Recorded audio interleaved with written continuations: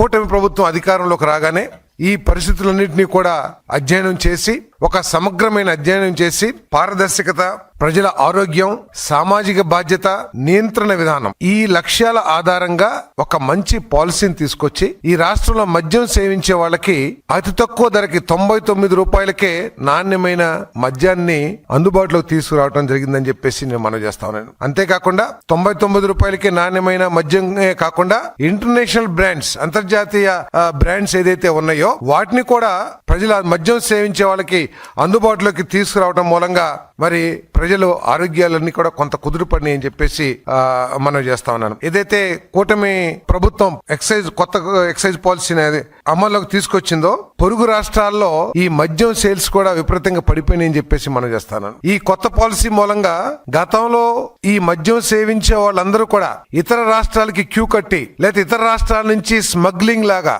ఏదైతే తీసుకొచ్చేవాళ్ళ మద్యం అవన్నీ కూడా ఆగిపోయినాయని చెప్పేసి మనం చేస్తాం. ఇతర రాష్ట్రాలకు వెళ్ళి క్యూ కట్టాల్సిన పని రాలేదు. బార్డర్స్ జిల్లాలకు వెళ్ళి లేకపోతే దొంగచాటుగా లిక్కర్ని తీసుకొచ్చి ఆ బలహీనతని ఆధారంగా చేసుకుని పోలీసులు వాళ్ళ మీద కేసులు పెట్టి వేధించే పరిస్థితులు ఇవన్నీ కూడా పోయినాయని చెప్పేసి మనం చేస్తాం. ఏపీలో నూతన మద్యం పాలసీతో సరిహద్దు జిల్లాల్లో అమ్మకాలు తగ్గిపోయాయి. కర్ణాటకతో పోలిస్తే ఏపీలో మద్యం ధరలు తక్కువగా ఉండటం, నాణ్యమైన మద్యం అందుబాటులో ఉండటంతో ఇక్కడ అమ్మకాలు తగ్గాయి అని Karnataka excise commissioner mister Venkatesh మరి గత జూలై మాసంలో స్టేట్మెంట్ ఇచ్చిన విషయాన్ని మీ దృష్టికి నేను తీసుకొస్తా ఉన్నాను. ఇది ప్రెస్.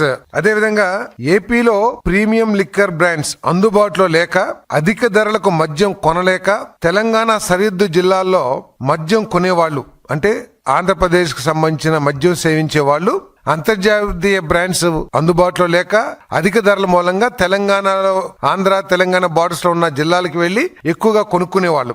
ఇప్పుడు ఏపీ ప్రభుత్వం నూతన పాలసీతో అక్కడే తక్కువ ధరతో మద్యం దొరుకుతుంది అని చెప్పేసి మరి తెలంగాణ పేపర్స్ లో కూడా వచ్చినాయని చెప్పేసి మనం చేస్తా ఉన్నాను.